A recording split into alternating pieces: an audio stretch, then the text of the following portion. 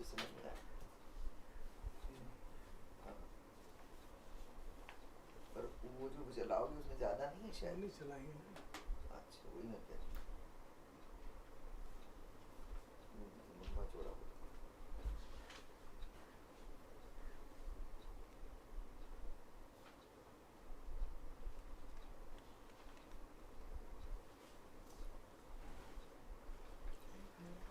हैं? कागज चिपकाने का फैसिलिटी है जिसके पीछे स्लेट्स हैं। एक ड्रॉर तो साफ किया उसमें तो नहीं था, देख लेंगे बाद में।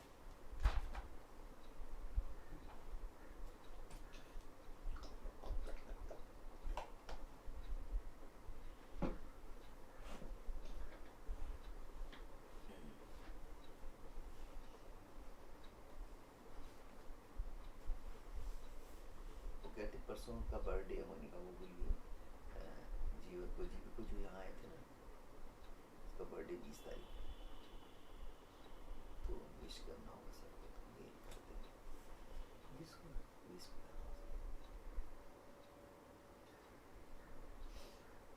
आज 18 है ना।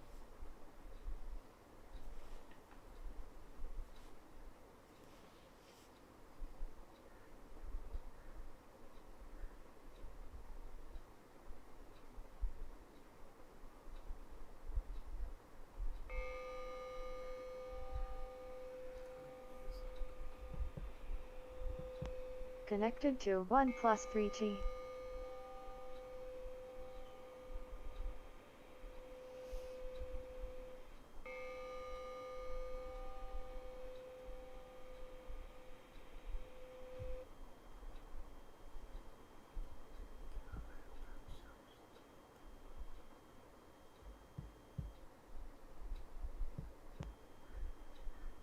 OnePlus 3G disconnected.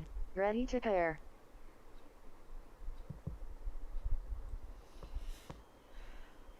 Connected to OnePlus 3G. करो Shiv.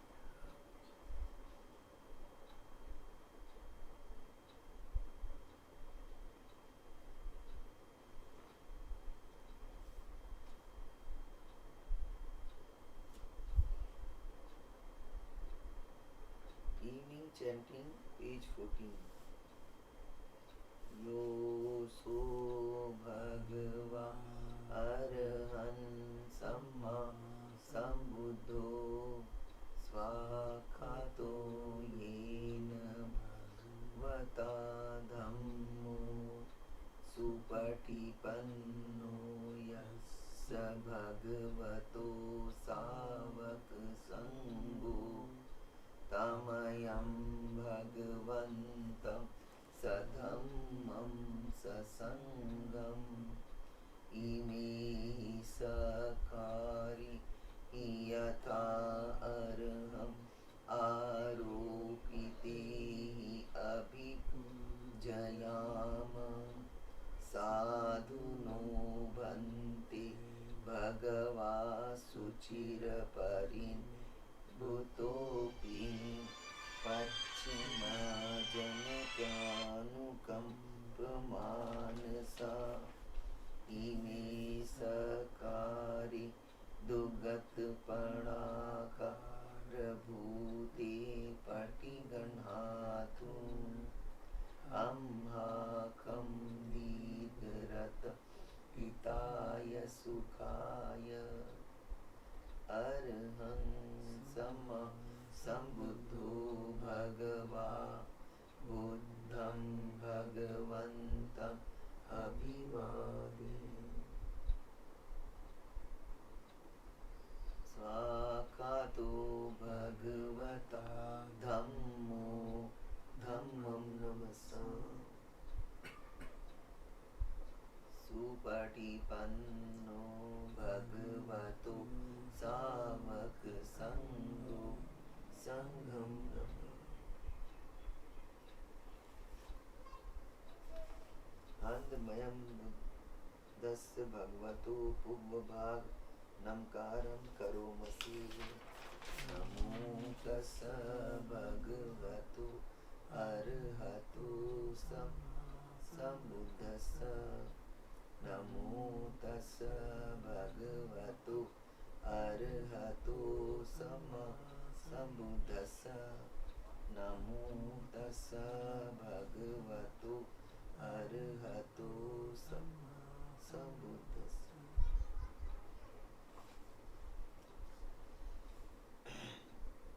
Andmayam buddhanusatinayam karomasi tam khopan bhagavantam evam kalyano kiti do abhugato iti piso bhagava ar sama sambuddho vidyacharan sampanno sugato lokavidu anuttaro purasa masarati sattadi ussanam buddho bhagavati. Andmayam buddhabhigitim karomase buddhavar hantvarata digunabhiyuto suddhabhiyan karuna hisamagatato bodhisiyo sujanatam kamalam vasuro vandamaham tamarana sirasa jinidam buddho yo sabbapaninam saranam khemamuttamam Vatamanusatitanam vandamitam aham buddhastasmidasiva buddho me sami kissaro.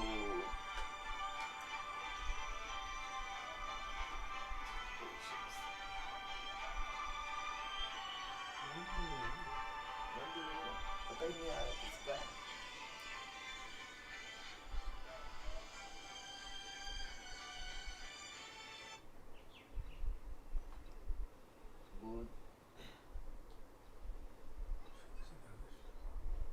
Andmayam buddhabhigitim karomase buddhavar hantvarata digunabhiyuto suddhabhiyan karuna hisamagatato bodhisiyo sujanatam kamalam vasuro vandamaham tamaranam sirasa jinindam buddho yo sabbapaninam saranam khemamuttamam pathamanusatikanam vandami sirenaham buddhasasmidasiva buddho me sami kissaro buddhasam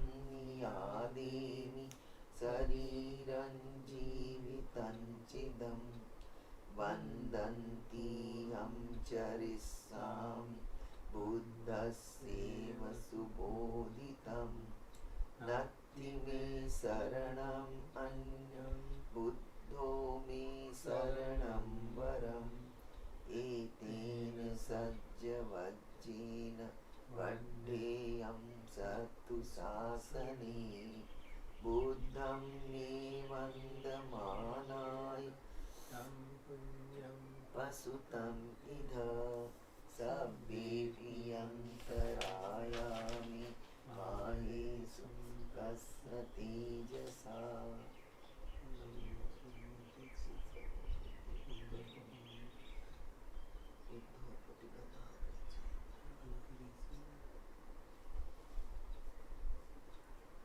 Handmayam dhammanusatinayam karomase svakato bhagavata dhammo sanditthiko akaliko ehi passiko opanayiko pacca viditabbo vinyuhiti.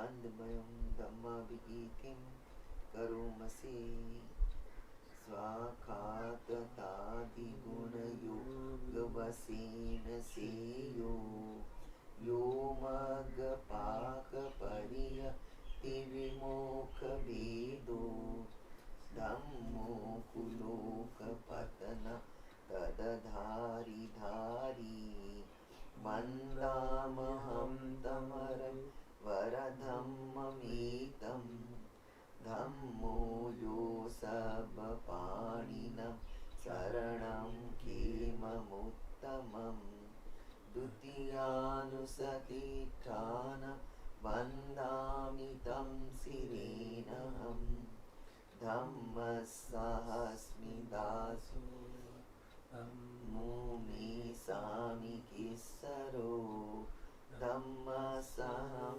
नियादिमि शरीरं जीवितं चिदं वन्दन्ति यं चरिष्यामि धम्मस्यैव सुधम्मतं नत्ति मे शरणम् अन्यं धम्मो मे शरणं वरम् एतेन सच्चवच्चेन वड्ढेयं सत्तु शासने धम्मं मे वन्दमानाय यं पुण्यं प्रसुतम् इद सभेऽपि अन्तरायामि मायेषु तेजस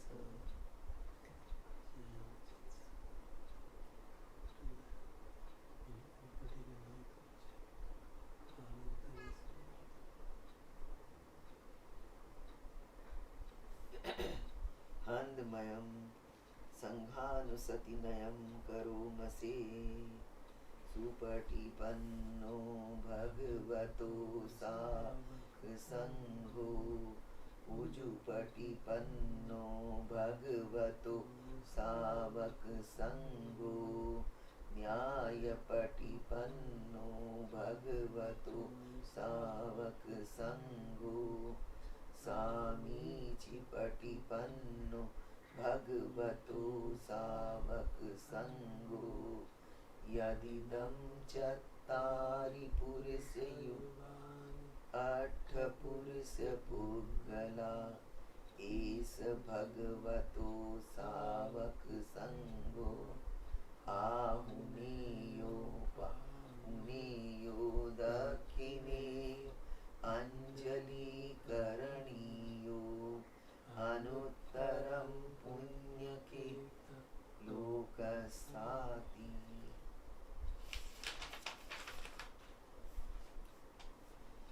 आनंदमयं संगाभिगीतिं करोमसे सधम्मजो सुपटिपत्तिगुणादियुतो यो अष्टविधो अरियगलसङ्गसेठो शीलादिधम्मपवरा सयकाय चित्तो वन्दामहं तमरिगणं सुशुद्धं सङ्गो यो सर्वपाणिनं शरणं किममुत्तमम् ततीयानुसतिष्ठानं वन्दामि तं शिरेणहम् सङ्घस्सास्मि दासीव सङ्गो मे सामि किस्सरो सङ्घसहं नियादि शरीरं जीवितं चिदं वन्दन्ति यं चरिष्या सङ्घस्सुपटिपन्नतं नत्ति मे शरणम् सङ्घो मे शरणं वरम् एतेन सच्चवच्चेन वड्ढेयं सत्तु शासने सङ्घं मे वन्दमानाय यं पुण्यं प्रसुतम् इद सभ्येऽपि अन्तरायामि मायेषु तस्य तेजसा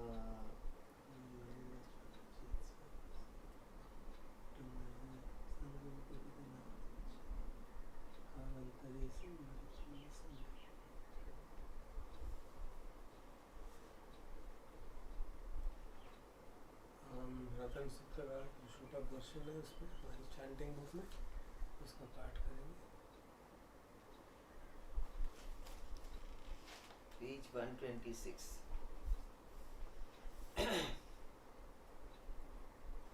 टच करो। हाँ, but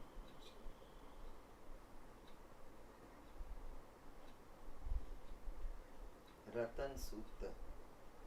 यं किंचि वित्तम् इधवाहुरं वा सग्गीषु वा यत् रत्नं पणीतं ननो समम् अत्थि तथागतेन इदं विबुद्धे रत्नं पणीतम् एतेन सच्चेन सुवक्ति होतु खयं विरागम् अमतं पणीतं यदज्जगासक्यमुनि समाहितो न तेन धम्मेन समति किञ्चि इदं धम्मे रत्नं पणीतम् एतेन सच्चेन सुवक्ति होतु। यं बुद्धसेठो परिवन्नयि शुचिं समाधिमान् आनन्तरिकय्यमाहु समाधिना तेन समो न विज्जति इदं मे रत्नं पणीतम् एतेन सच्चेन सुवक्ति होतु। ये पुग्गला 800 पसत्था चत्तारि एतानि युगानि होन्ति ते दक्षिणीया सुगतस्य सावका एते सुदिन्नानि महफलानि इदं संघे रत्नं पणीतम् एतेन सच्चेन सुवक्ति होतु। ये सुपयुक्ता मनसा दलेन निक्कामिनो गोतमशासनं हि ते पत्तिपत्ता अमतं विगह्य लब्धा मुधा निवृत्तिं भुञ्जमाना इदं संघे रत्नं पणीतम् एतेन सच्चेन सुवक्ति होतु। हीनं पुराणं नवं नातिसम्भवं विरक्तचित्त आयतिके भवस्मिन् ते क्षीणबीजा अवुर्यछन्दा निबन्ति धीरा यथायं पदीपो इदं संघे रत्नं पणीतम् एतेन सच्चेन सुवक्ति होतु।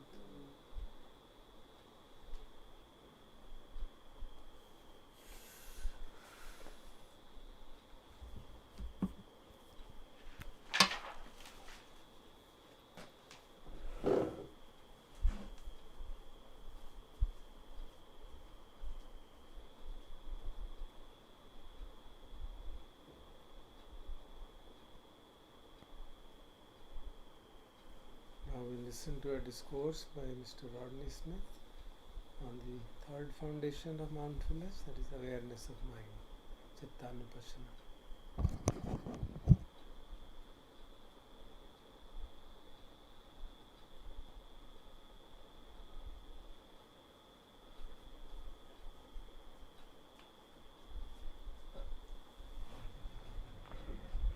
So after a week's delay of getting lost in a talk on Sila, we're back steady on the course of the foundations of mindfulness, well into our 20-some talk, 20th 22nd talk, I think, on this subject. And as far as I can see in the future, we're going to be talking about this subject. So we should relax with it. We're not trying to get over the subject onto something more important. It feels to me like whatever we talk about has its own importance. And so we can dislodge the importance within this particular topic, no matter where this topic might lead us. And I thought, as I was just looking over this sutta yet again, that what the Buddha had in mind in the different ways he approached to this subject of mindfulness and where mindfulness can land and firm itself, is that he was really interested in initiating a very unsettling exploration of what we have taken the world to be. And why do I use the word unsettling? Because it is. When we start looking at where the mind is placed within these foundations of mindfulness, and we start exploring in alignment with the directions as they are encouraging us to do, we see that what we have taken the world to be simply isn't the truth. That what we think the world is not the way it is, not the way it is. Now, we've placed an awful lot of chips on this being a certain way. And we are loath to think of it as being misrepresented, as the way we have perceived it to be misrepresented. And so we're hesitant, at best, to explore the depth and reach of where the Buddha seems to be taking us. And that's why I believe that there are very many, many different levels on which we can rest as we begin this exploration. Some of us just want an application for mindfulness.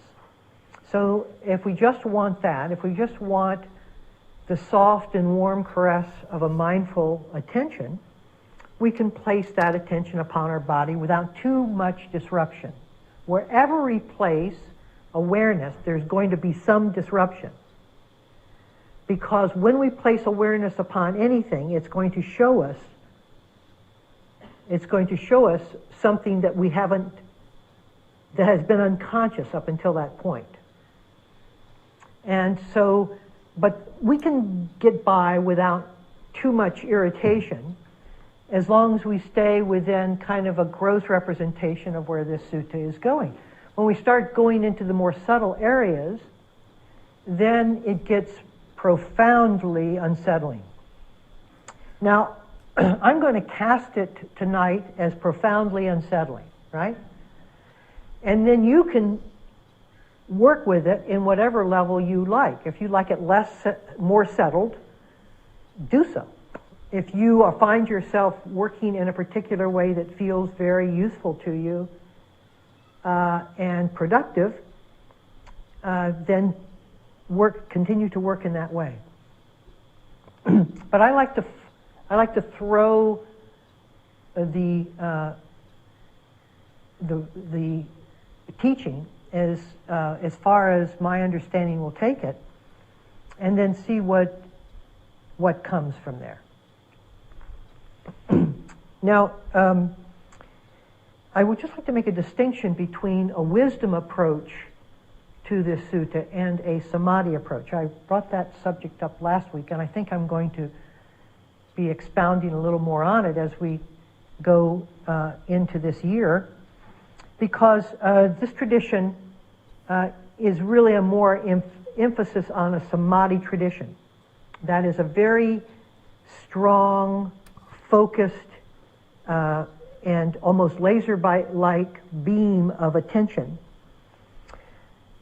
And it's as if you just discovered a microscope or a telescope, and you see the world from that perspective of 600 power or 1,000 power, and you go, God, the way I've been looking at the world is completely wrong. Paper isn't paper. It's all these threads that have these kind of jagged, wood-like fibers. And you can get enamored by turning the power of that scope up more and more and seeing at each level of power a new environment of what you had thought the world to be when, from an ordinary point of view, looks very different. However, if you take that you're looking at, that's in a frame, and you look at it with more minuscule attention, you'll still be within the frame of that picture, won't you? And so you'll come out of that powered observation and you'll still claim reference to the frame. Oh, I see what I am now. I see what the body is. I understand it to be different when I look at it from that level of attention. It's fascinating and extraordinary at that subtlety. I see sensations and energy systems like I never knew them before. I now understand the body differently. See, the same frame of reference, the body, is still there, and me seeing it. Now that's very different than a wisdom approach, which looks at the frame of how we are holding the very conceptual frame of reference of the body itself. And so the way I'm approaching this sutta is not from a samadhi reference, and though you're welcome to pursue that one if you wish, but from removing the frame itself. Why is it, how is it that we even take this thing to be a body? And what is it that we claim as defined as a body? And those are the questions that will create the unsettledness within our practice. Samadhi doesn't actually create that much unsettledness, because like you would at a microscope, you say you can go there, you can see it, and then you can leave it, and you can continue your life pretty much the way it has been. But when you ask the questions from which the thing is based, on which the assumptions are based, then there can be a feeling of ill-at-easement when this happens. And so this first foundation, I'm just going to go through the two foundations we've explored and then move into the third one tonight with this from this wisdom approach. The question that the first foundation asks is, what is the body and how is it created? That's the wisdom approach to this first foundation. What is the body? And in fact, there is a refrain that this particular interpreter or translator of the text uses, in which he talks about there is a body, that there is a body is maintained to the extent of knowledge and remembrance. And I like that. Some translations don't include that refrain, but I like it because what it does is says that the fact that we call this thing a body depends upon our knowledge base and our remembrance of what we have called it in the past to call it that yet again. Oh, this is my body, I say to myself. Oh, this is what this is. And so that's why we call it that, because we have a remembrance of what we have called it before and a knowledge based on why this body and the life I've lived within this body and the details of it being such. So when we start questioning that, when we start releasing the conceptual need to place everything within a fixed response, within a fixture, within a frame of reference, well then what is the body when we don't call it a body? What is the body when we no longer hold it to the boundaries that we have always held it to, which means, the external skin separates the internal body from the external environment. But if that sense of skin is just a sensation, like all sensations, why is it a boundary to something? Unless I can the way I have aligned my perception makes it into a boundary. And so the question of what a body is or isn't starts to be explored from this frame of reference.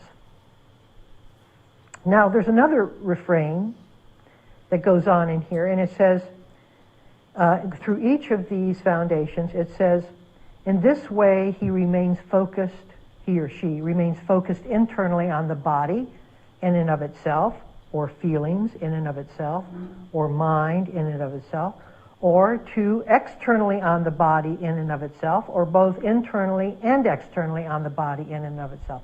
Now, what is this internally focused or externally focused, or both internally and externally focused? What is the Buddha trying to get at when he's talking about that?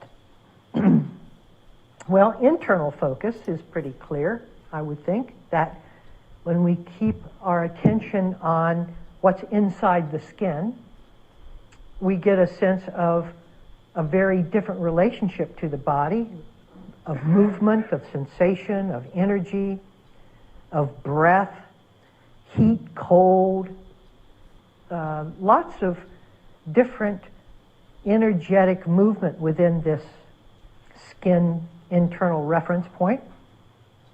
And what we had thought was so solid and so clearly a solid or a liquid really turns out to be, when we see it, a lot of space. A lot of space. And just to have and to awaken that inward life of the body and to be able to hold our attention within it really creates a very beautiful synchronicity with the body and the resting repose of the consciousness that just settles into the body. And once it has learned to get over some of the doubt it has in resting with the body, or some of the history, emotional history that is contained within the body, once it has learned to adapt and to work with that, it can rest very settled, with a great degree of settledness in the body. But the Buddha doesn't stop there. He says, in this way he remains focused internally on the body in and of itself, and externally on the body in and of itself. So what is this externally on the body? Well, just in the course of movement throughout the day, we interact with a lot of different other things. And to have this reference of being inside the body as we come into the context of other things, this greater context of communication and interaction and just observation, is equally as important as keeping our attention internally. You can't keep your attention internally and have the context or know the context out of how the body needs to move in any particular situation unless we also have a way of acknowledging presence or awareness externally as well, just in navigating through the world so that you walk out of a door. So that's internally and externally, but what about both internally and externally on the body in and of itself? Well, you may be very aware of the people in the room externally, and you may be very aware of the internal response that you have to those people in the room.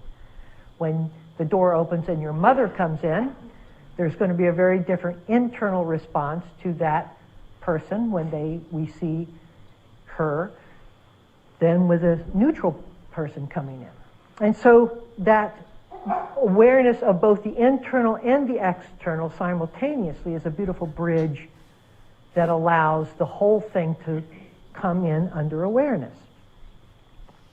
Also, I believe what he was pointing to in this exploration is the boundary that seems to separate the internal from the external.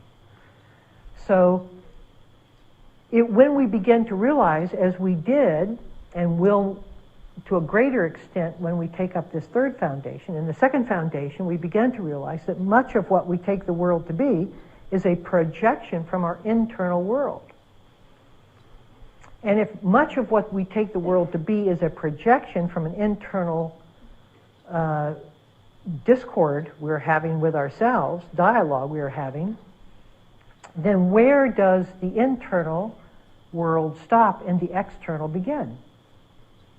If I am creating the external from the internal, then where is the boundary line between those two?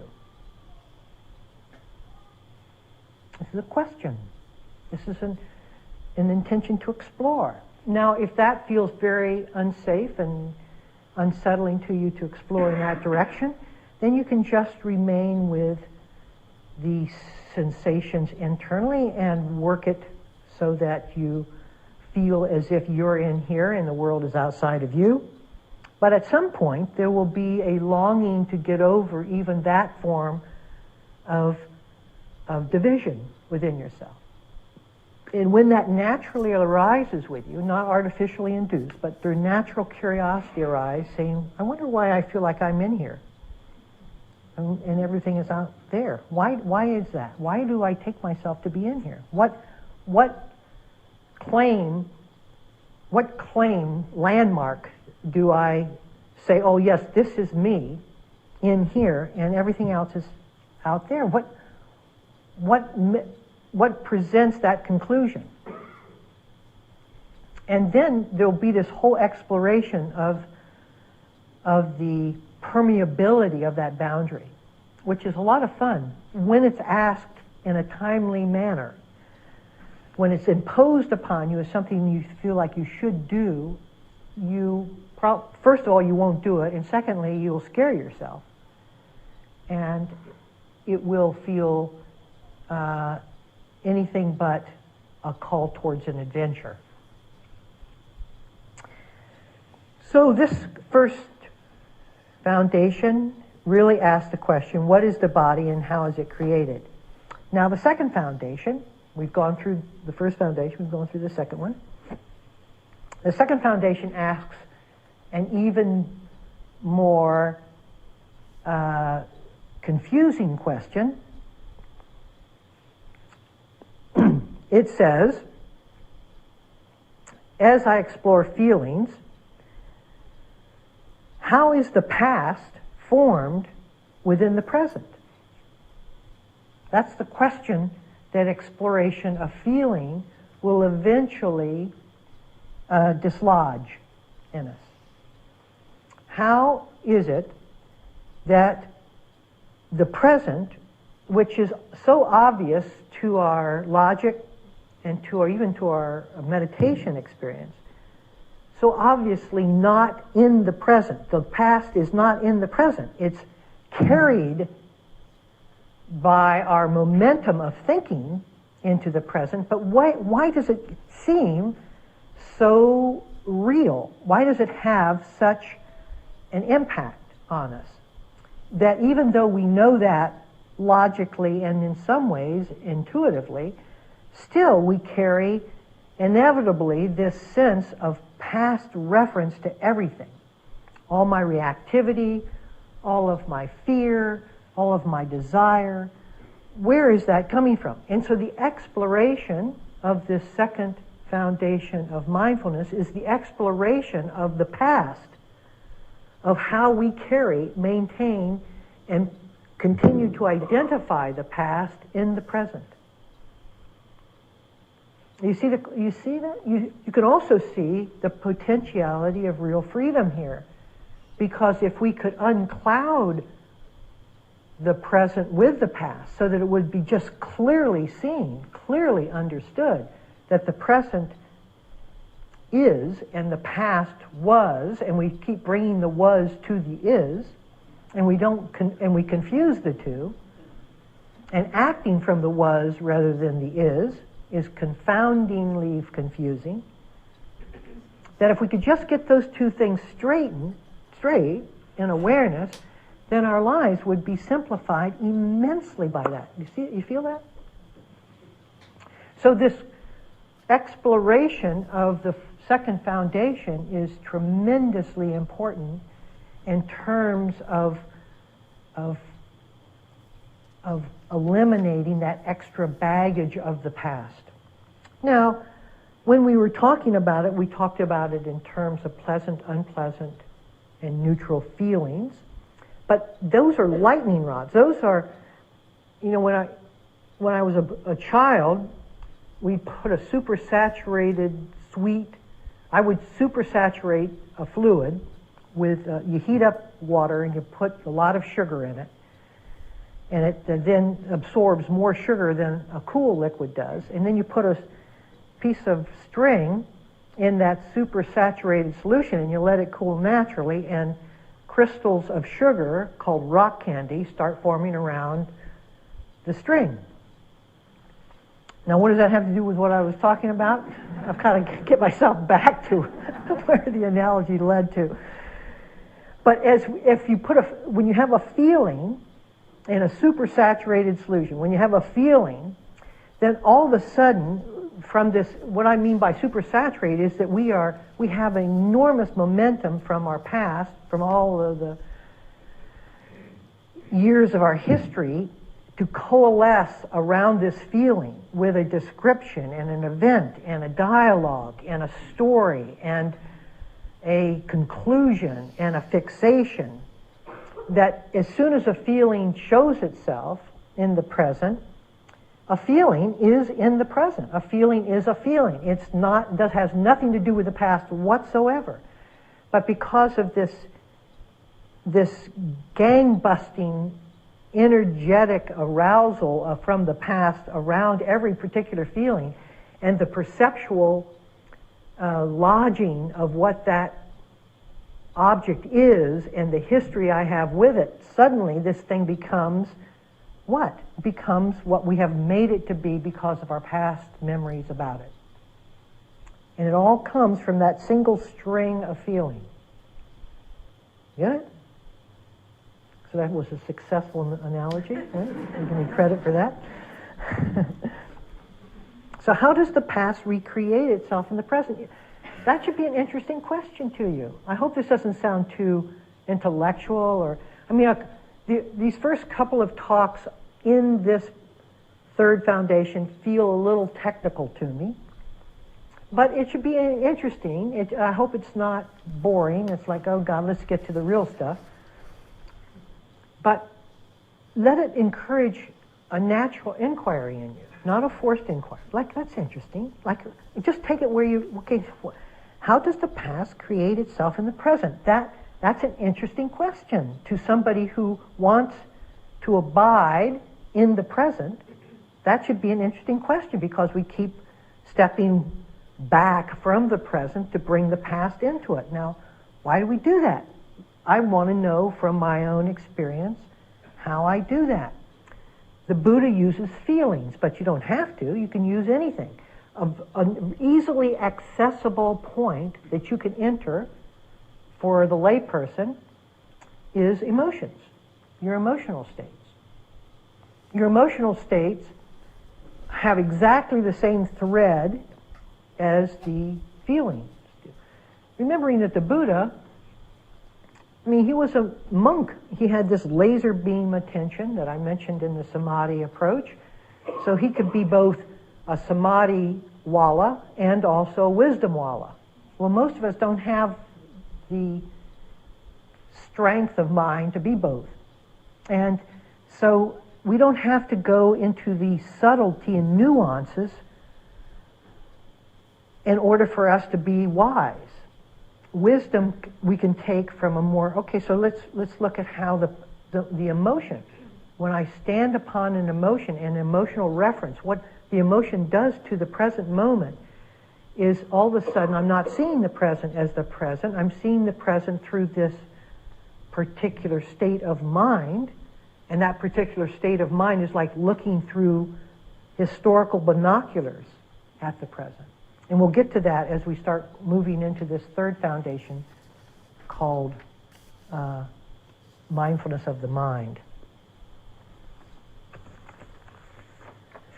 So I want to actually read the opening parts of this sutta. Just stay with me here. I do this and because we're talking about the sutta, but stay attentive here. Now, when we move into this third foundation, mindfulness of the mind, the question that is unsettling that I'm going to be addressing is, what is mind and how does it create me in the world outside of me? So that's just in the same way as the body. What is the body and how does it create it? And feelings, how does the past represent itself in the present? And the foundation of mind is what is mind? What is mind? And how does it create me in the world from itself? Okay, so that's what we're going to be exploring in these weeks when we're operating on this foundation. But I want to just read what the sutta says, because it's very interesting, although somewhat dry and repetitious, but let me just read it. And how does a monk, and when you hear monk, put nun if you're a woman, so there's no gender bias here. How does a monk remain focused in the mind in and of itself? There is a case where a monk, when the mind has passion, discerns that the mind has passion. When the mind is without passion, he discerns that the mind is without passion. When the mind has aversion, he discerns that the mind has aversion. When the mind is without aversion, he discerns that the mind is without aversion. When the mind has delusion, he discerns that the mind has delusion. When the mind is without delusion, he discerns that the mind is without delusion. When the mind is constricted, he discerns that the mind is constricted. When the mind is scattered, he discerns that the mind is scattered. When the mind is enlarged, I would take that to be arrogant, he discerns that the mind is enlarged. When the mind is not enlarged, meaning not arrogant, he learns that. When the mind is surpassed, he discerns that the mind is surpassed. When the mind is unsurpassed, this is the exalted states of mind. Like, this is unsurpassed. This emotion is exalted emotions, right? Not the drudgery, not the surpassed emotions, which I think we mean by the drudgery of ordinariness. When the mind is concentrated, he discerns that. When the mind is not concentrated, he discerns that. When the mind is released, he discerns that. When the mind is not released, he discerns that. And this way he remains focused internally on the mind in and of itself, or externally on the mind in and of itself, or both internally and externally on the mind in and of itself, or he remains focused on the phenomena of origination with regard to the mind, on the phenomena of passing away with regard to the mind, or the phenomena of origination and passing away with regard to the mind, or his mindfulness that there is a mind is maintained to the extent of knowledge and remembrance and remains independently, not clinging to anything in the world. This is how a monk remains focused on the mind in and of itself. Now, when I read that, which I just did, something very interesting comes up. And hopefully, if you followed it with some interest, it came up in you too. And that is, when the mind is concentrated, you notice that, and when the mind is unconcentrated, you know that. He does not say, get the mind concentrated. If it's unconcentrated, weigh in there, spend time on your breath, and get it concentrated. When he says when you have disillusionment, notice that. When you have clarity, notice that. He does not say, weigh in and rearrange the mind and bring it about so that it all looks very pretty and natural to yourself. Unnecessarily, we selectively hear what he's saying. And because I think we like to ratchet down the extent of his teaching, what we try to do is to keep it very contained. But it seems very clear to me that he's saying, let the form be the form. Whatever the mind is doing, leave it alone. Just notice what it's doing. Don't try to reel it in and make it do something else. Don't try to counterbalance it so that now it does what you want it to do rather than what it's naturally doing. That's extraordinarily important, because most of the teaching has to do with just the counterbalance of that. It has to do with what we think we need to do to get the mind in order. If it's not happy, we need to make it happy. If it's unsettled, we need to settle it. If it's disquieted, we need to calm it. And so we keep bringing in an alternative response, which weighs in and judges the condition that it's in. And that inevitably brings a divisiveness, a pro and an aversion and an attraction to those two states that are in opposition to one another. And from that, we are supposed to find wholeness and completion and freedom. It's very clear to me that the Buddha is making an extraordinarily important point for the entire range of his teaching here. He's saying that true freedom is not in the form and expression the mind is offering in this moment. Now just let that sink in. Now look at your mind in whatever state it's in as I'm speaking. Worried, uncomfortable, irritating, restless.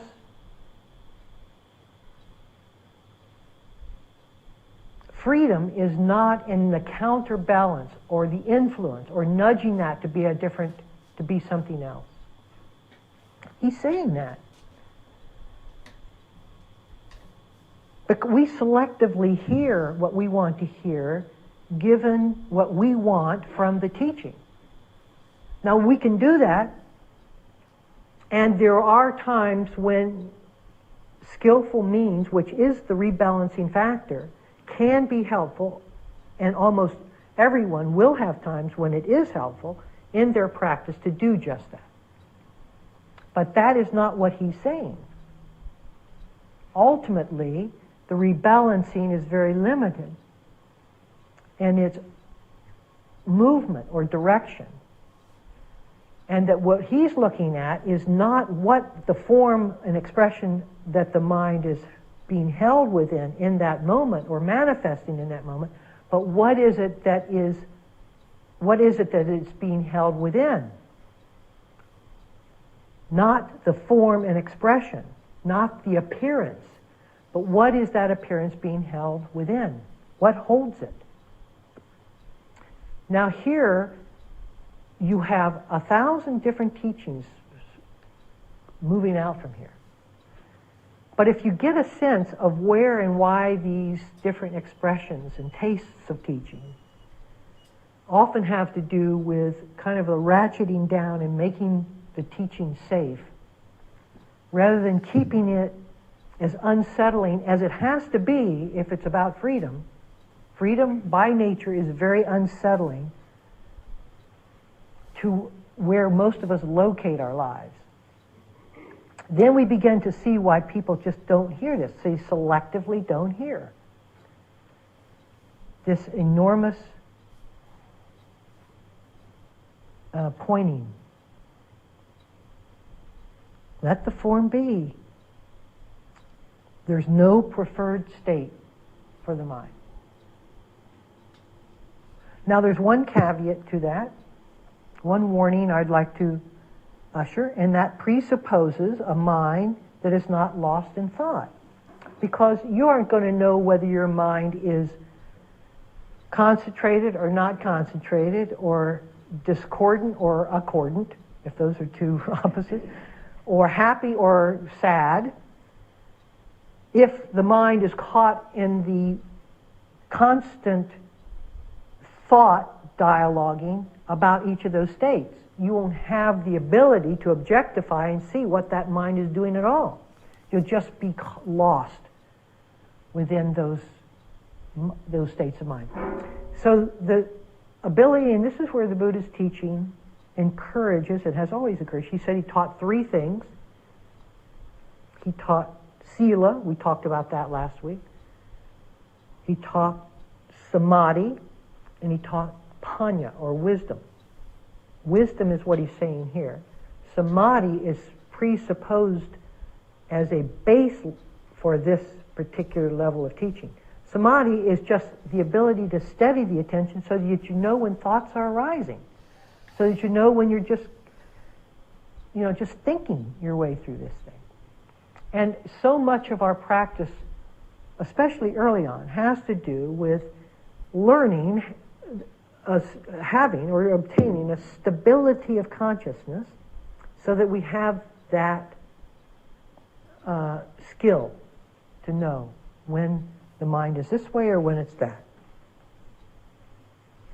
So this third foundation, which we are now entering, is the foundation or the mindfulness of the mind. Mindfulness of the mind. Now to study, let me just define the mind, because if you go to the Tibetan tradition or even to some of the Zen traditions, the original mind or the Buddha's mind is really the space that holds all of the different content of mind. That's what people are referring to when they talk about the original mind or the natural state of mind. The mind that is not moving in relationship to each area of content. But what we're talking about here is somewhat different definition. We're talking about the content, the mental formations that occur within the mind. And the mental formations are the thoughts and emotions and feelings and movements towards or away from, and also all the qualities of the mind that arise. There are many, many, many different calmness and tranquility. These are all conditioned attributes or formations of the mind. And your mind is different than my mind because you've encouraged certain things and discouraged other things, and so you're going to have the effects of all of that cultivation or deconditioning in you, and that's why your mind looks differently. It all works on the same principle. It all works exactly in accordance. That's why I can tell you from knowing my mind how your mind works. I don't know what it contains. I'd rather not. But I know how it works. In fact, it hasn't changed from the time of the suttas, because he's talking about my mind when he's talking about his own. So it's a common thread that we can follow through this thing. But so what does it mean? So how does this work? How does these mental formations occur? Well, let me just give you some of the mechanics. I'm not expecting anybody there'll be no quiz. There's the sense door. Let's say the eye. There are, of course, the sense door, smelling, hearing, tasting, etc. But let's just pick the eye door. There's a sense door. Then there's an object of sight. Whatever it is that we might be seeing, the experience of sight. And then the Buddha says there's a consciousness, an eye consciousness that arises with the object of sight. So there's the knowing of that. And then there are mental formations that color that object within consciousness, that distort it, favor it, or just bias it according to what mental formations might arise. There might be the feeling tone of pleasant, there might be an unpleasant memory, there might be a whole dialogue about X, Y, and Z.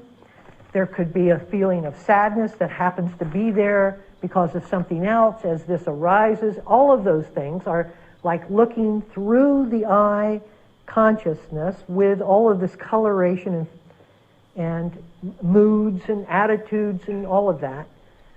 And so what we take away from that moment of contact is all of the personalization of the mental formations that occurred during that moment of actual sight connection. Now, because I could spend a lot of time talking about all the different mental formations, I'm really going to focus on the three that we've already been talking about to some degree, but for this talk I want to encourage it a little more, and that is the feelings, emotions, and thoughts. The Buddha was clear. He said that thought manifests as the word manifests as the deed manifests into habit, and habit hardens into character. And you can begin to get a sense that how this thing builds upon itself, giving it momentum from one word that we might say or think, and then as it manifests in that, and then it manifests into action, and the action hardens into an assumption about what we just did, with some rationalization for what we just did, into an attribute, into a quality of character, and on into an established personality. And so the reason we are the way we are in character, in personality, is basically because of what we thought, think, and feel, and have since we were little. It's just hardened us into that particular pattern.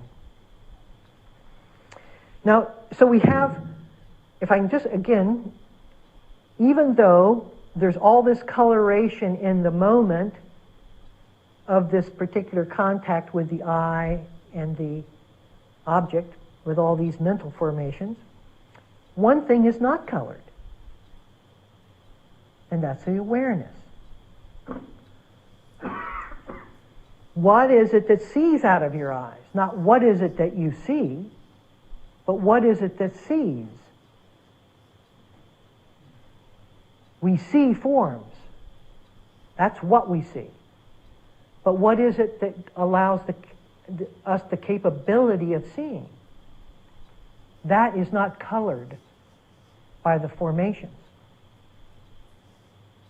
And so as we get quieter in ourselves, in other words, we invest less in what is seen and all the reactivity to what we have invested in the states and forms and expressions of all this coloration, as we invest less and less into that coloration, the more we begin to know what it is that's seen. And I don't mean who, I mean what. Awareness. The awareness itself. And that's the way out of this thing, is by asking the right questions of the perception. I hope I'm not losing you. Okay. I know I'm going, but I told you I was going to. It's my style. And from there you can choose not to go, but just listen to where it is that this rock is being thrown. And then go the direction stay within that. See, if I threw it short, then all we would know is mindfulness of the body. Okay, I'll just be present to the body. And wonderful things happen from mindfulness of that, but we don't crack the nut. Now, if you know that the nut has a way to crack, and you choose to do that, you will, from time to time, look up from where you're working and say, I wonder, and all that wonder, that intention, you see, it establishes an intention to hear this. And all I want to do is establish an intention in you, and you can work with that intention in your own timing. But this establishes it. Now I can't remember where I was.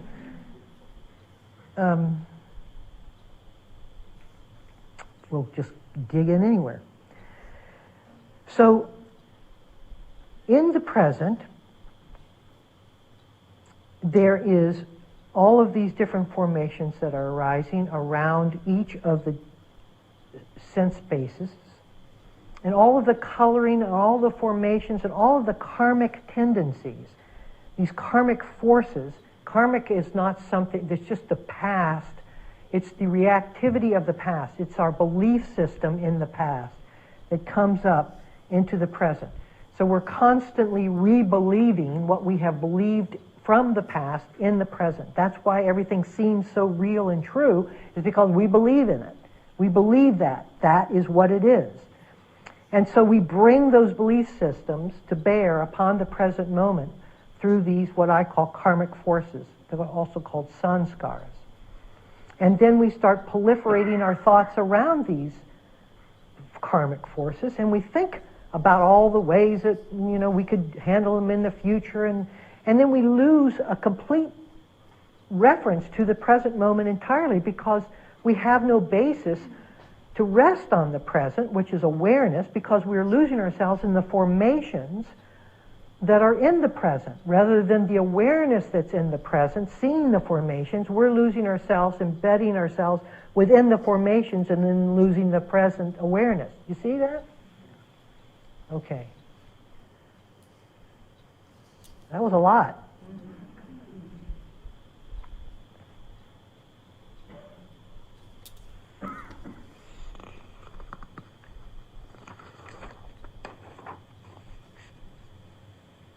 So as this gets going, an attitude will start to arise, or a belief will come, and suddenly from a feeling tone in the present with past attitudes associated with similar situations, will say, I can't accept this.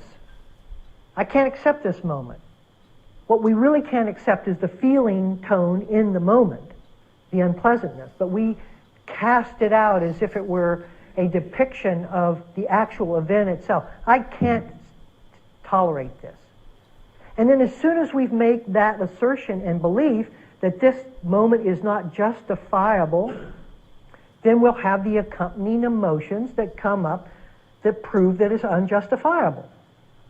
Like dislike, hatred, antagonism, frustration, irritation, annoyance, impatience. That proves that this moment is untenable. Now, we have rested upon the proof of our mind to prove the moment as being unjustifiably I cannot accommodate this. This is intolerable. So what's the way out of that?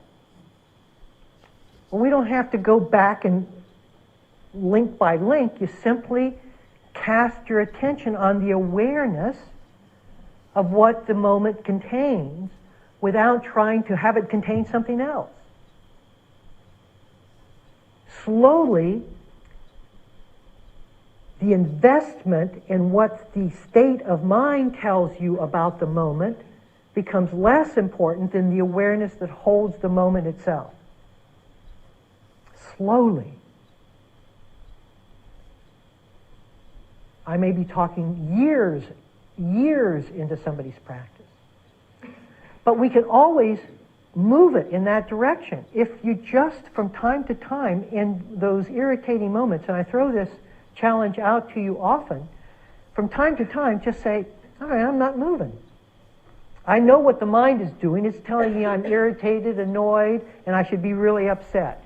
And if I look at what I am in this moment, really, what's happening is something very unpleasant is occurring.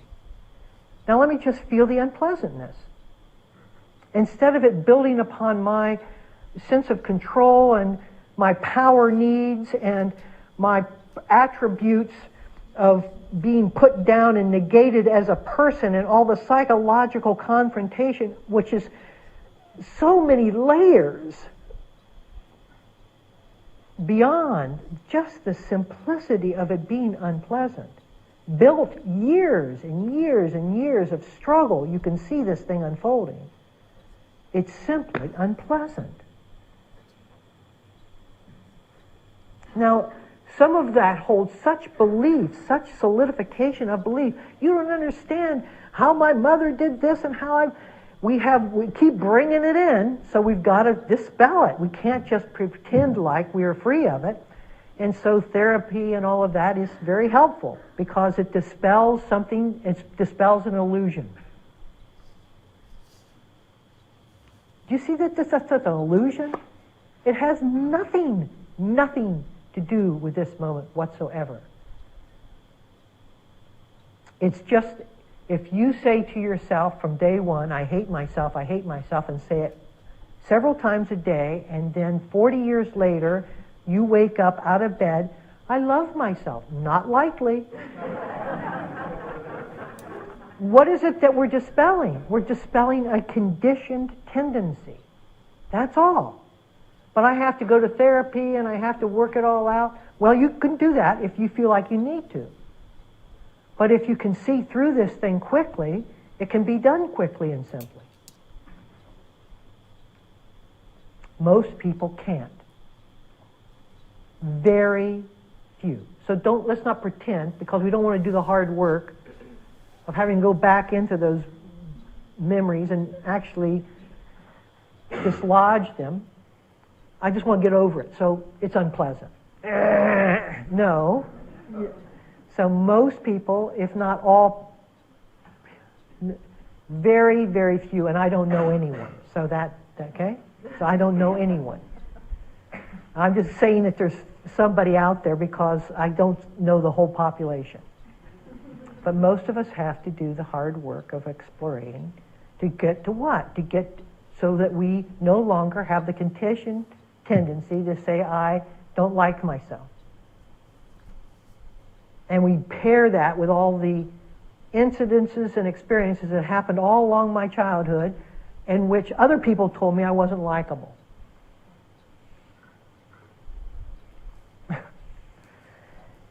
See how simple this is?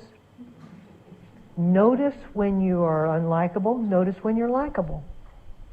Notice when you're this, you notice when you're that.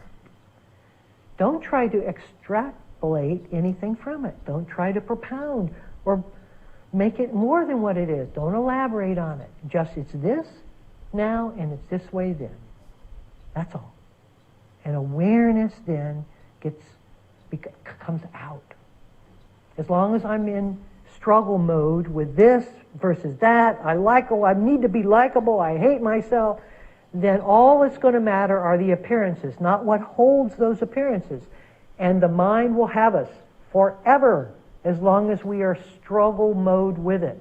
That's what the Buddha's saying.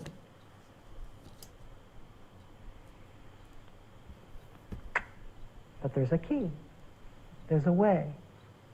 And we'll explore that in the next lectures. Can we sit for a minute or two?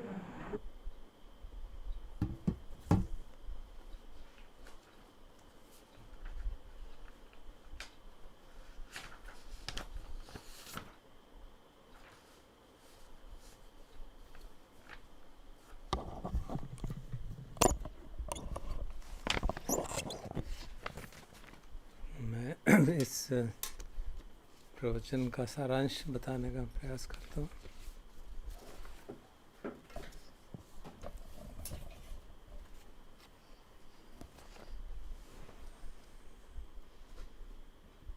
तो उन्होंने शुरुआत की क्योंकि आज वो तीसरी foundation चित्तानुपश्यना करने वाले थे, तो पहले उन्होंने एक पूरा अपना खाका जो दोबारा से बताया कि जो सती पठान सूत्र है उसको दो तरह से लोग समझ सकते हैं, एक विजडम के, एक प्रज्ञा के हिसाब से, एक समाधि के हिसाब से। और समाधि के हिसाब से जब उसको प्रैक्टिस करते हैं तो उसका मतलब हम बहुत गहराई से उसको एक एक एलिमेंट को देखते हैं, एक एक कलापा को देखते हैं, और वो बहुत अच्छा लगता है देखना। और समझते हैं कि शरीर हमारा ऐसा है, इन चीज़ों से बना हुआ है, और उसके धातुएँ ऐसी हैं, उसमें कलापा तक जाते हैं, वाइब्रेशन हो रही हैं। लेकिन वो सब चीज़ें बहुत अच्छी लगती हैं, उससे कोई आदमी को परेशानी नहीं होती। बस यही है कि जो उसका वर्ल्ड व्यू, जो सोचने का तरीका था कि ये शरीर मेरा है, ये मैं हूँ, ये बना रहता है। लेकिन जो प्रज्ञा का मार्ग से अगर सती पठान को करना है तो फिर हमको चैलेंज करना पड़ता है।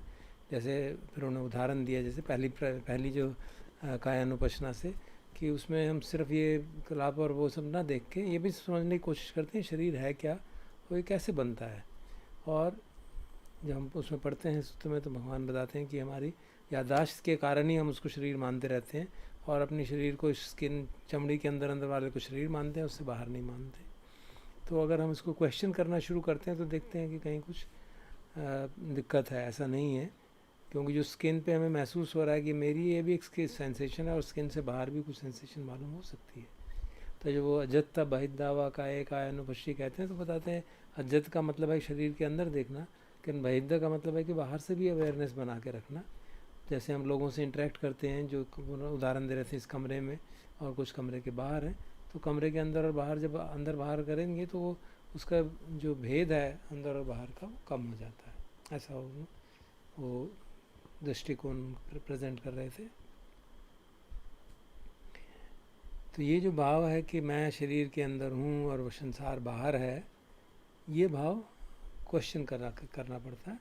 और जैसे आप जो लोग अजान सुमेधो अजान अमरों के प्रवचन सुनते हैं, वो बार बार ये बात कहते रहते हैं, जो संसार है भगवान की शिक्षा को, कि जो संसार है वो हमारे मन में बनता है, बाहर का संसार क्या है वो हमें मालूम नहीं है। तो उसी बात को वो आगे धरा रहे थे कि जब संसार ही हमारे मन में बन रहा है और मैं शरीर भी अंदर ही है, तो हम किसको बाउंड्री बांध रहे हैं, संसार और अपने बीच में कैसे बाउंड्री बना रहे हैं। तो इस तरह से जब हम देखते हैं तो वो बाउंड्रीज जो हैं वो हिलने लगती हैं, वो ठोस नहीं रहती। फिर दूसरा जो वेदनानुपश्यना, उसके बारे में भी उन्होंने बताया कि वो उसको हम इस तरह से समझना चाहिए कि जब हम वेदना को महसूस करते हैं तो जो पुरानी यादें आती हैं, सामने आ जाती हैं, वो कहाँ से आ रही हैं, क्यों आ रही हैं, और जो हमारे पुराने पास्ट के अंदर जो हमारे कर्म संस्कार हैं, जो वो किस तरह से बाहर वेदना के माध्यम से आ रहे हैं, और किस तरह से वो हमारे को प्रेजेंट मोमेंट में जीने से मना कर देते, रोक देते हैं। तो अगर हम उसको उस तरह से देखें तो समझ में आता है कि हम वेदना के आधार पे अपने भूतकाल को और भविष्य को और प्रेजेंट को अलग कर सकते हैं, और प्रेजेंट में रहने का एक तरीका बन सकता है जो कि लाइफ को बहुत सिंप्लीफाई कर देता है। क्योंकि जो पुराना बैगेज हम साथ लेके चलते हैं, पुरानी यादों का, पुराने संस्कारों का, पुरानी आदतों का, पुरानी परसेप्शन का, संज्ञा का, वो बहुत दुख देता है। तो उन्होंने कहा इस तरह वेदना के थ्रू नहीं, आप चाहें तो इमोशंस जब उठते हैं उनको भी एनालाइज करें, उनसे भी मालूम पड़ता है कि कैसे हमारा भूतकाल जो है हमारे वर्तमान को असर डालता रहता है, और हम देख ही नहीं पाते कि हम भूतकाल में रह रहे हैं। वर्तमान में ऐसा स्थिति को भूतकाल के हिसाब से समझने का प्रयास करें, जो कि स्वतः ही परेशानी का कारण बनता है। फिर उन्होंने कहा तीसरे ही फाउंडेशन के आज की जो चित्तानुपश्यना के बारे में कहा कि इसका उद्देश्य ये होना चाहिए कि हम समझें मन क्या है और ये मन किस तरह से मेरा आत्ता भाव को पैदा करता है। तो फिर उन्होंने सूत्र पढ़ा और बताया कैसे कि भगवान ये कह रहे हैं कि मन में जो कुछ भी हो रहा है उसको जानो। अगर मन बेचैन हो रहा है तो चित्त समाहित है तो ठीक है, नहीं समाहित है तो भी उसको जानना है, करना कुछ नहीं है। तो कह रहे हैं कि भगवान बार बार ऐसे हमें कह रहे हैं कि आपको कुछ करने की ज़रूरत नहीं है, सिर्फ जानना है। लेकिन हम भी फिर भी अधिकतर जो साधक हैं वो उसको मन को इधर से उधर हिलाते रहते हैं कि ऐसा हो रहा है, अच्छा कंसंट्रेशन नहीं है, चलो कंसंट्रेशन बढ़ा दो, कुछ मन भटक रहा है तो उसको भटकने को रोको, कहीं अगर गुस्सा आ रहा है तो गुस्से को किसी तरह से रोक दो। जबकि भगवान ने ऐसा कहीं नहीं कहा कि अगर आप मन में राग है तो उसको रोको, द्वेष है तो उसको रोको।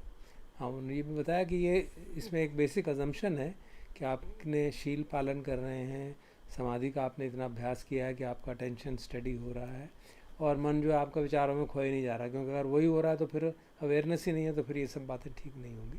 तो ये अगर हमारी कंडीशन ऐसी है, समाधि भी थोड़ी पुष्ट है, शील पुष्ट है, तो फिर हम इस तरह से इस हिसाब से साधना कर सकते हैं। तो वो बता रहे हैं कि भगवान इस सूत्र में सिर्फ बता रहे हैं कि इस तरह के मेंटल कंटेंट हो सकते हैं, मन में इस तरह के बात आते हैं, लेकिन कहे कुछ भी हो, हमें करना कुछ नहीं है, सिर्फ उसको जानना है। तो फिर वो समझा रहे थे कि ये मेंटल कंटेंट कैसे बनते हैं, वो पहले भी हम सुन चुके हैं कल। जब आँख का जैसे इंद्रियों का विषय से स्पर्श होता है तो वो विज्ञान जागता है, चक्षु विज्ञान, श्रोत विज्ञान वगैरह, और उसके साथ जो है बाकी चेतसिक भी जागते हैं। फिर फीलिंग जो है, वेदना जागती है, पुरानी यादें भी साथ आ जाती हैं, एटीट्यूड जागते हैं, फिर हम प्रतिक्रिया करते हैं तो वो भी साथ जागती हैं। तो वो इस तरह से जो हमारे मेंटल कंटेंट्स हैं वो बनते हैं। लेकिन मुख्य बात वो कह रहे हैं कि जबकि वो कह रहे हैं कि आप मेंटल कंटेंट्स को ज़्यादा महत्व मत दो, जान लिया उसको महत्व नहीं दे रहे कि क्यों हो रहा है, क्या हो रहा है, जान रहे हैं। धीरे धीरे जब जान के इतना हम उससे सहज हो जाते हैं तो फिर वो उनका मेंटल कंटेंट्स का हम पे असर नहीं होता। और जब मेंटल कंटेंट्स का हम पे कोई असर नहीं होता, हम उसको ऐसे देखते हैं जैसे कोई चीज़ गुजर रही है, तो फिर हम किस चीज़ में वो उसके पीछे जो बैकग्राउंड है कि जो मेंटल कंटेंट्स को जान रहा है, वो अवेयरनेस को समझने लगते हैं। तो उन्होंने कहा जैसे हम आँख से देख रहे हैं तो जो चीज़ हम देख रहे हैं वो महत्वपूर्ण नहीं है, देख कौन रहा है या देख किस कारण से देख रहे हैं वो महत्वपूर्ण है, क्योंकि जो हम किस कारण जो जिससे हम देख रहे हैं वो अवेयरनेस है। और उस फिर धीरे धीरे जैसे हम चित्ताना पोषणा ठीक से करते हैं तो हम हमारा ध्यान अवेयरनेस की तरफ जाना चाहिए, ना कि उसके कंटेंट्स की तरफ। और फिर उन्होंने बताया कि कंटेंट्स जो हैं किस तरह से संस्कारों से जुड़े रहते हैं, वो सब हमें आई थिंक सबको मालूम ही है कि कैसे संस्कार बनते हैं और कैसे वो संस्कारों हम पे हावी हो जाते हैं और हम वर्तमान में जी नहीं पाते।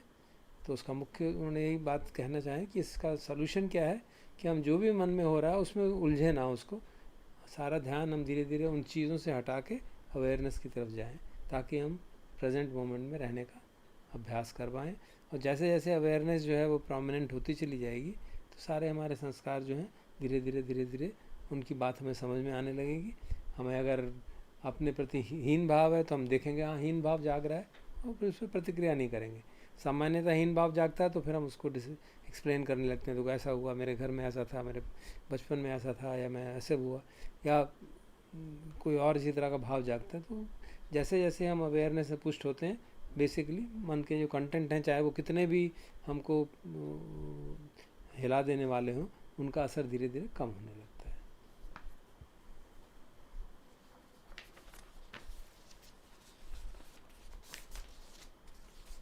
मोबाइल हम्म। मोबाइल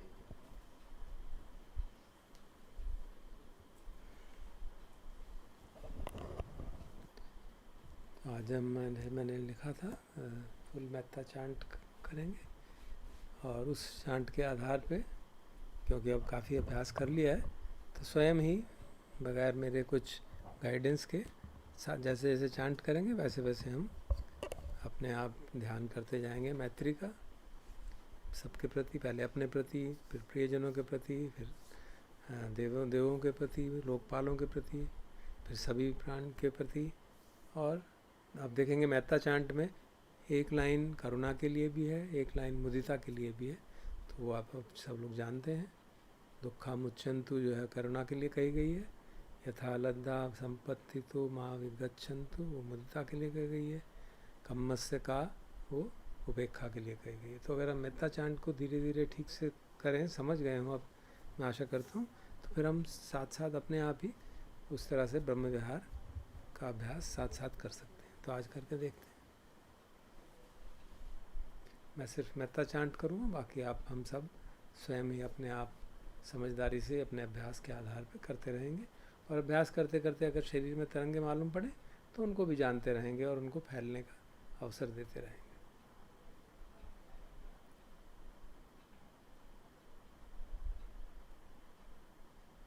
पहले मन को थोड़ा शांत कर लेते हैं, क्योंकि मैं इतनी देर से बोल रहा हूँ।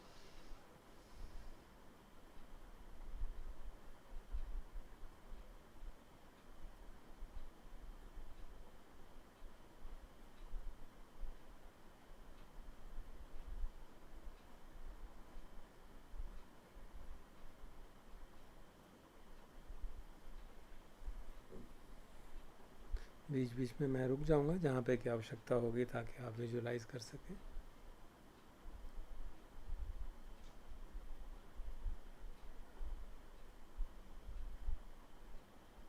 अहं अविरोहोमि अव्यापज्योहोमि अनिगोमि सुखी अत्तानं परिहरामि।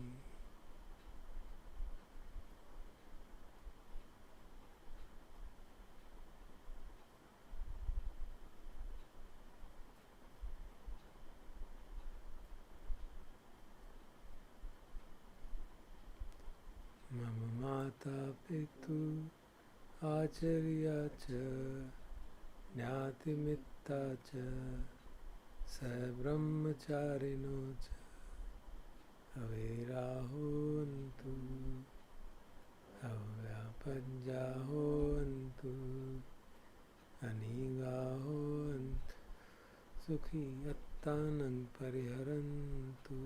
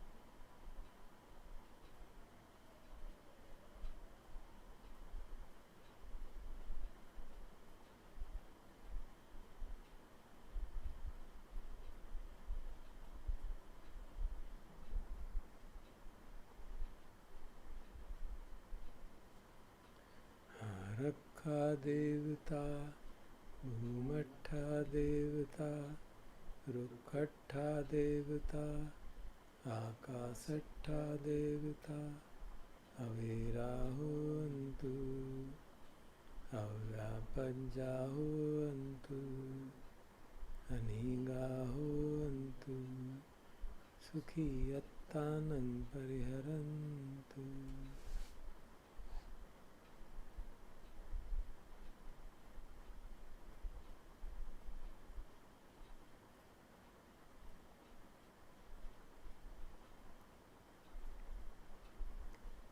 सम्बे सत्ता सम्बे पाना सम्बे भूता सम्बे पुंगला सम्बे यत्ता भाव परियापन्ना सम्बा इत्थियो सम्बे पुरुषा सम्बे अरिया सम्बे अनरिया सम्बे देवा सम्बे मनुष्या सम्बे विनिपातिका अविराहुवन्तु अव्यापज्जाहुवन्तु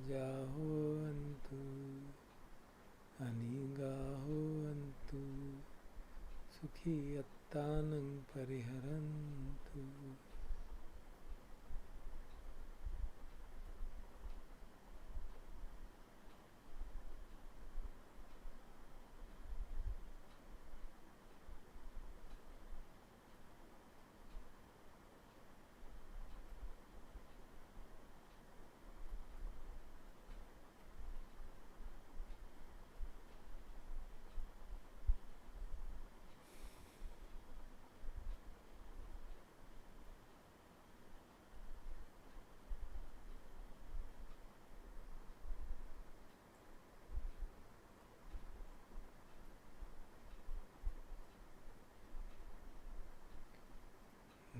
दुःखामुच्यन्तु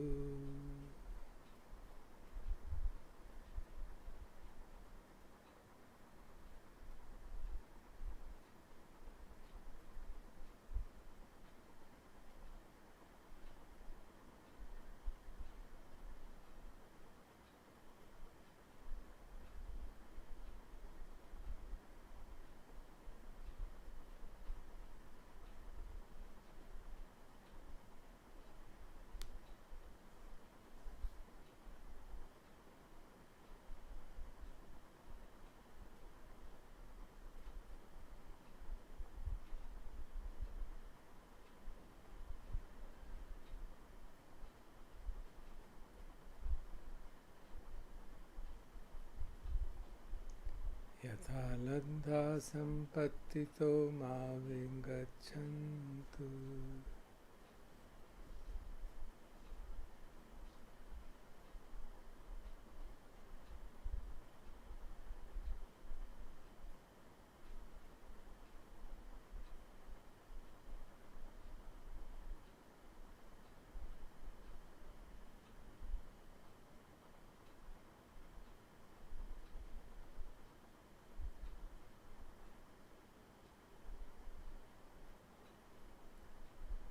खम्मस्सका खम्मदायादा खम्मयोनि खम्मबन्धु खम्मपटिसरणा यं कम्मं करिष्यन्ति कल्याणं वा पापकं वा तस्य दायादा भविष्यन्ति।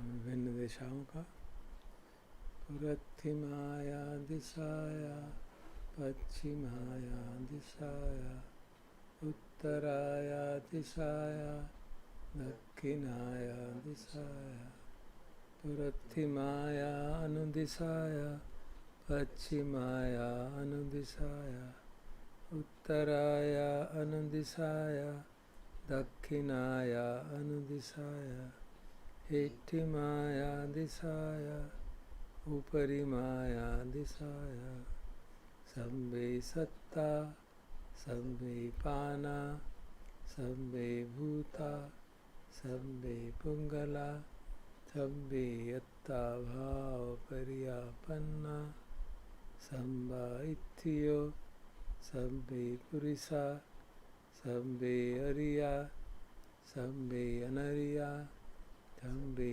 देवा सर्वे मनुष्या सर्वे विनिपातिका अवैराहोन्तु अव्यापज्याहोन्तु अनीगाहोन्तु सुखी अत्तानं परिहरन्तु।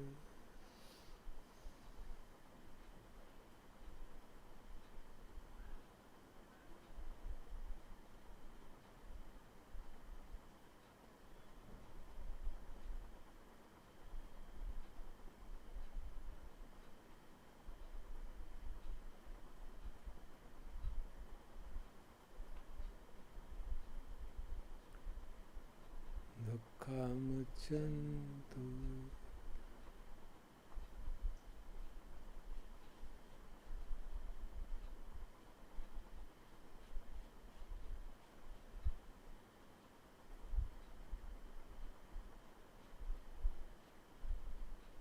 यथा लब्धा सम्पत्तितो मा विगच्छन्तु।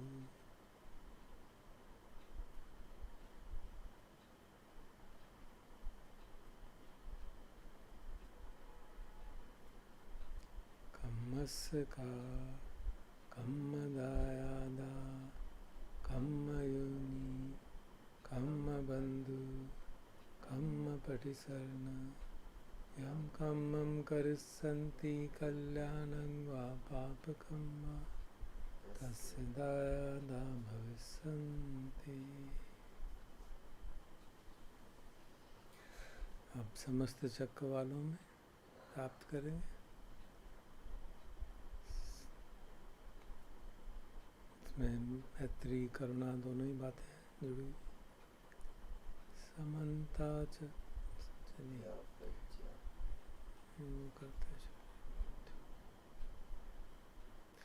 ऊर्ध्वं याव भवंगा च अधो याव विच्छितो समन्ता चक्रवालेषु ये सत्ता पृथ्वीचरा अव्यापज्या निवेरा च निर्दुःखा च अनुपद्रवा। ऊर्ध्वं याव भवंगा च अधो याव विच्छितो समन्ता चक्रवालेषु ये सत्ता उदके चरा अव्यापज्या निर्दुःखा च अनुपद्रवा। ऊर्ध्वं याव भवंगा च अधो याव अविच्छितो समन्ता चक्रवालेषु ये सत्ता आकाशे चरा अव्यापज्या निवेरा च निर्दुःखा च अनुपद्रवा।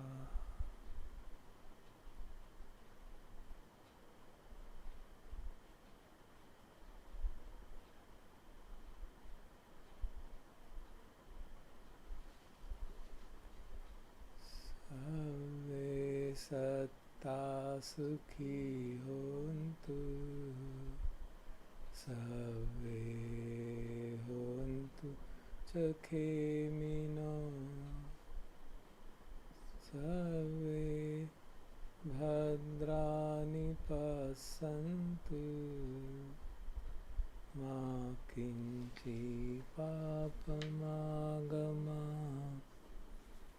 मा किञ्चित् शोकमागमात् मा किञ्चित् दुःखमागमात्।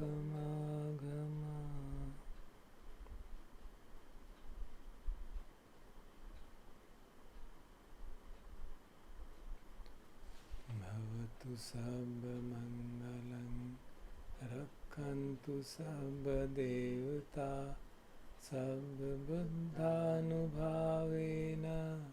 सदा सुखी भवन्तु ते भवतु सर्वमङ्गलं रक्षन्तु सर्वदेवता सर्वधर्मानुभावेन सदा सुखी भवन्तु ते भवतु सर्वमङ्गलं रक्षन्तु सर्वदेवता सर्वसङ्घानुभावेन सदा सुखी भवन्तु मे।